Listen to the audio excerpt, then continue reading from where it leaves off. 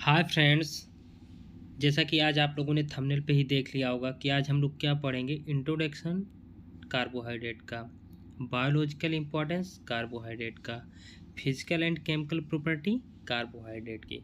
तो जो ये टॉपिक है ये हमारा एग्ज़ाम के लिए इम्पोर्टेंट्स हैं और ये हमारा कम्पिटेटिव एग्ज़ाम के लिए भी इम्पोर्टेंस है। कहने का मतलब कार्बोहाइड्रेट हो या लिपिड हो, जो भी ये सारे क्वेश्चंस है ये हमारा कम्पिटेटिव एग्ज़ाम और एग्ज़ाम के बेसिस पे काफ़ी ज़्यादा इम्पोर्टेंट है।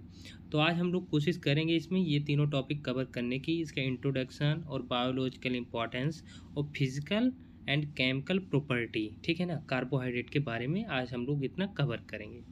ठीक है, चलिए अब ज़्यादा बात नहीं करते हैं, टॉपिक की तरफ बढ़ते हैं। चलिए सबसे पहले बात करते हैं इंट्रोडक्शन की, कार्बोहाइड्रेट का introduction. Carbohydrate are one of the most abundant organic biomolecule in nature. कहने का मतलब है कार्बोहाइड्रेट सबसे ज़्यादा पाया जाता है नेचर में। They serve is the primary source of energy. ये हमारा सर्व करता है primary source of energy. Energy के लिए हमारा मतलब प्राइमरी सोर्स है। And essential for the structure and function of living organism. ये हमारा ज़रूरी होता है स्ट्रक्चर और फंक्शन के लिए। लिविंग ऑर्गेनिज्म मतलब जो लिविंग ऑर्गेनिज्म होते हैं उनके लिए ज़रूरी होता है स्ट्रक्चरल एंड फंक्शनल चीज़ों के लिए। ठीक है, इसका जो हमारा जनरल फार्मूला है वो है CH2ON। कहने का मतलब है कार्बोहाइड्रेट हमारा नेचर में सबसे ज़्यादा पाया जाता है। ये प्राइमरी सोर्स होता है एनर्जी के लिए और लिविंग ऑर्गेनिज्म के स्ट्रक्चर और फंक्शन के लिए ये काफ़ी ज़्यादा ज़रूरी है। ठीक है ना, इतना आपको समझ आ गया। चलिए अब आगे बढ़ते हैं। अब हम बात करेंगे डिफिनेशन की। ठीक है ना, कि डिफिनेशन हमारा एक लाइन में क्या होता है। Carbohydrate are organic substance containing carbon, hydrogen and oxygen usually in the ratio of 1:2:n के रेशियो में। जैसे कि ऊपर हमने आपको फार्मूला बताया वही रेशियो में हमारा होता है। ठीक है ना, कार्बोहाइड्रेट ऑर्गेनिक सब्सटेंस होता है जो हमारा कंटेन करता है कार्बन को, हाइड्रोजन को और ऑक्सीजन को। इसका जो रेशियो होता है वो 1:2:1 का रेशियो होता है। दे आर पॉलीहाइड्रोक्सी, एल्डिहाइड और कीटोन्स। मतलब कार्बोहाइड्रेट हमारा ये होता है पॉलीहाइड्रोक्सी और एल्डिहाइड और कीटोन्स। चलिए अब आगे बढ़ते हैं। चलिए अब आगे हम बात करते हैं बायोलॉजिकल इम्पोर्टेंस की। मतलब बायोलॉजिकल इम्पोर्टेंस ऑफ कार्बोहाइड्रेट, मतलब कार्बोहाइड्रेट की जो ये बायोलॉजिकल इम्पोर्टेंस है उसकी बात करेंगे। तो चलिए देखते हैं। Carbohydrate are essential for life due to the following function. चलिए देखते हैं कौन कौन सा हमारा है। ठीक है ना, पहला आ जाता है हमारा क्या, एनर्जी सोर्स। ठीक है, तो प्राइमरी सोर्स ऑफ एनर्जी हमारा प्राइमरी सोर्स होता है। ये हमारा जी लिख गया है तो मतलब ग्राम, इस तरह भी कर सकते हैं GMB। 1 ग्राम कार्बोहाइड्रेट में 4 किलो कैलोरी एनर्जी होती है। Brain and RBC depend mainly on glucose. कहने का मतलब जो हमारा ब्रेन का फंक्शन है और RBC ये सारी डिपेंड होती है ग्लूकोज पे। ठीक है, प्राइमरी सोर्स होता है हमारा एनर्जी का। चलिए आगे बढ़ते हैं। सेकेंड नंबर पे हम आ जाते हैं एनर्जी स्टोरेज। एनर्जी स्टोरेज की बात करते हैं। स्टोरेज ग्लाइकोजन इन एनिमल, मतलब जो ग्लाइकोजन फॉर्म होता है वो एनिमल में स्टोर होता है। ये लीवर और मसल्स में होता है। स्टार्च जो हमारा होता है वो प्लांट में होता है। ये हमारा एक स्टोरेज फॉर्म होता है। स्टार्च होता है वो प्लांट में होता है, ग्लाइकोजन जो होता है एनिमल में होता है। ठीक है ना, चलिए आगे बढ़ते हैं। थर्ड नंबर पे आ जाते हैं स्ट्रक्चरल रोल। स्ट्रक्चरल रोल हमारा क्या है। सेलुलोज फॉर्म करता है प्लांट सेल वॉल को और जो काइटिन होता है वो फॉर्म करता है इंसेक्ट में एक्सोस्केलेटन को। ठीक है ना, इसको आप लोग एक लाइन में, मतलब मैंने इसको शॉर्ट में कर दिया, इसको आप डिटेल में लिख सकिएगा कि प्लांट सेल वॉल में जो हमारा होता है वो सेलुलोज स्ट्रक्चर का। ये सब करके आप अपने हिसाब से लिख दीजिएगा। मैंने इसको एक लाइन में कर दिया है ताकि आपको ईजी रहे पढ़ने में। चलिए आगे बढ़ते हैं। फोर्थ नंबर हमारा है कंपोनेंट ऑफ बायोमोलिक्यूल्स। तो ये जो हमारा कार्बोहाइड्रेट होता है ये कई इंपॉर्टेंट बायोमोलिक्यूल का हिस्सा होता है। जैसे कि DNA और RNA है, राइबोस और डीऑक्सीराइबोस इसमें हमारी जो शुगर होती है। ग्लाइकोप्रोटीन एंड ग्लाइकोलिपिड जो होती है सेल मेम्ब्रेन में हमारी हेल्प करती हैं। ये हमारा स्ट्रक्चर और फंक्शन के लिए ज़रूरी होते हैं। ठीक है ना, चलिए अब आगे बढ़ते हैं। फिफ्थ नंबर की बात करते हैं प्रोटेक्टिव फंक्शन। तो some carbohydrate are play protective role.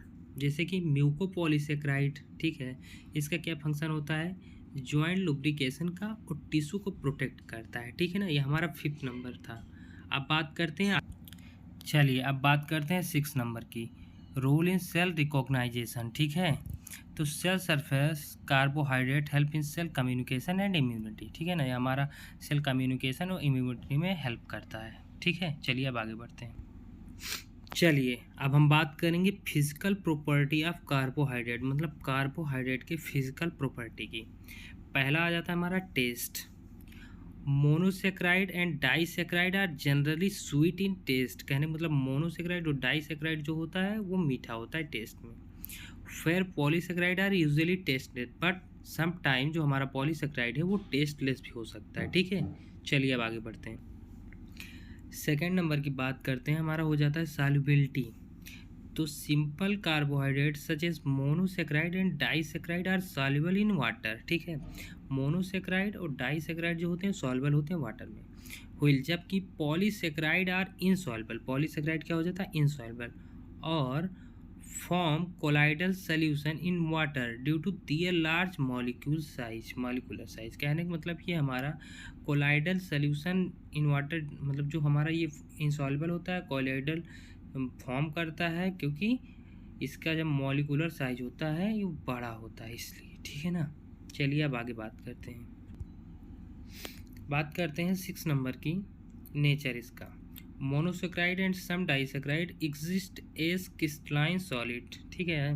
ये हमारा क्रिस्टलाइन सॉलिड में होता था। Where polysaccharide are amorphous in nature, polysaccharide amorphous in nature में होता है, ठीक है ना।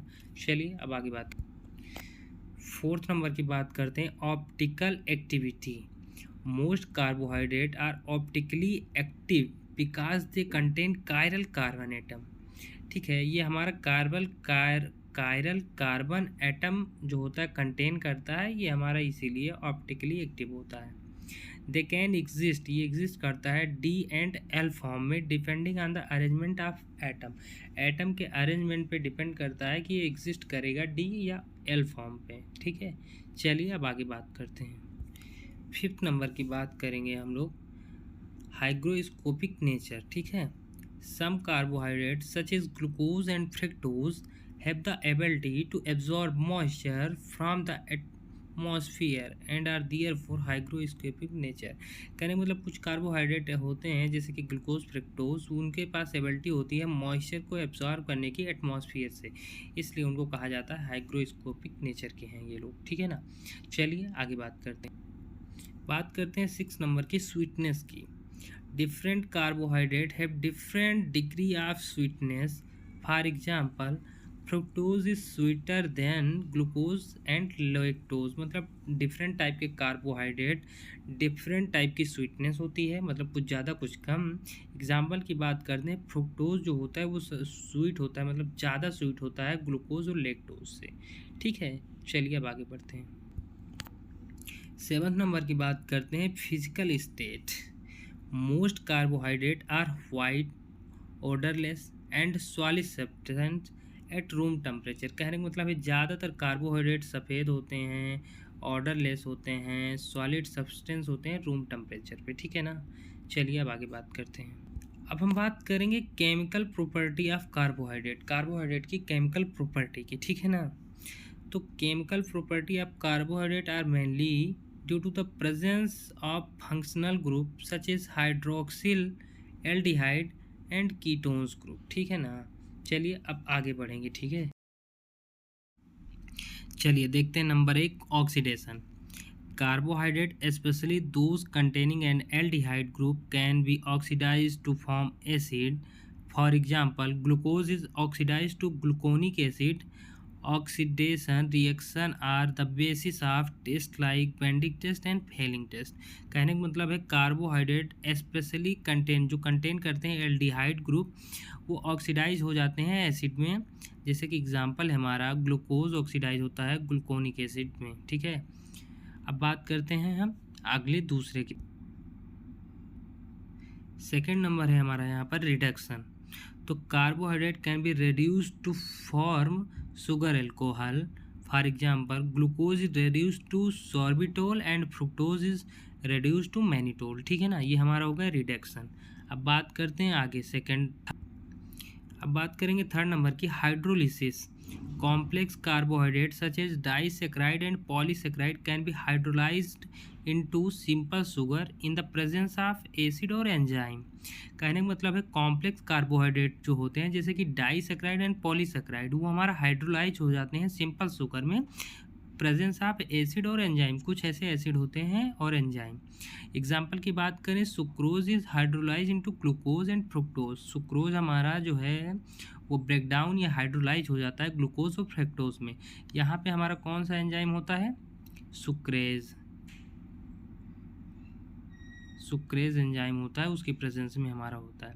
चलिए अब आगे बढ़ें, बात करेंगे फोर्थ नंबर की formation of glycosides. Monosaccharide can react with alcohol to form glycosides.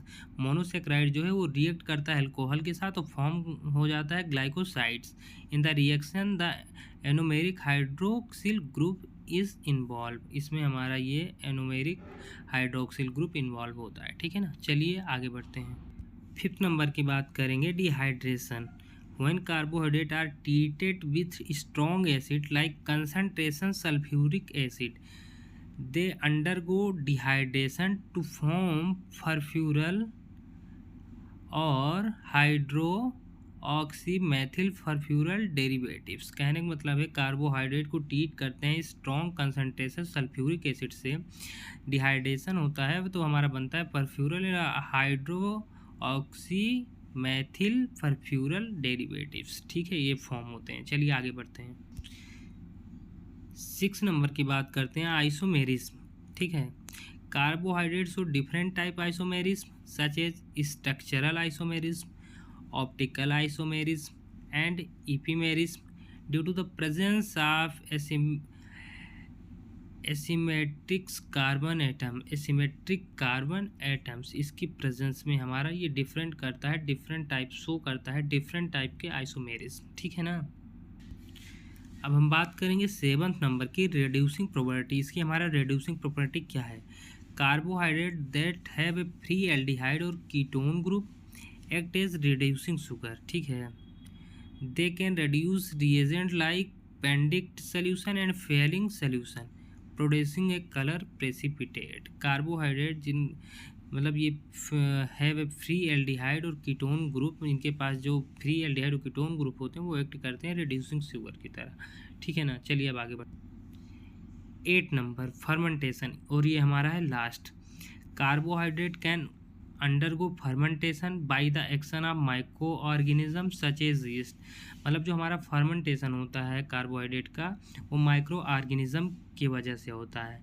In this process sugar like glucose are converted into alcohol and carbon dioxide. कहने का मतलब जो हमारा शुगर होता है, शुगर लाइक ग्लूकोज, मतलब शुगर लाइक जो ग्लूकोज है वो कन्वर्ट हो जाता है एल्कोहल में और कार्बन डाइऑक्साइड। तो ये रहा आज का हमारा वीडियो जो कि इम्पोर्टेंट है एग्ज़ाम के लिए, ठीक है ना, और कॉम्पिटिटिव एग्ज़ाम के लिए भी हमारा इम्पोर्टेंट है, इससे क्वेश्चन बनते हैं। तो मैंने कोशिश की है आपको अच्छे से समझाने की, और अगर आपको समझ ना आया हो तो कमेंट कर दीजिएगा, मैं वीडियो को थोड़ा और अच्छे से बनाऊंगा। और चलिए मिलेंगे एक नए वीडियो में। Thanks for watching friend.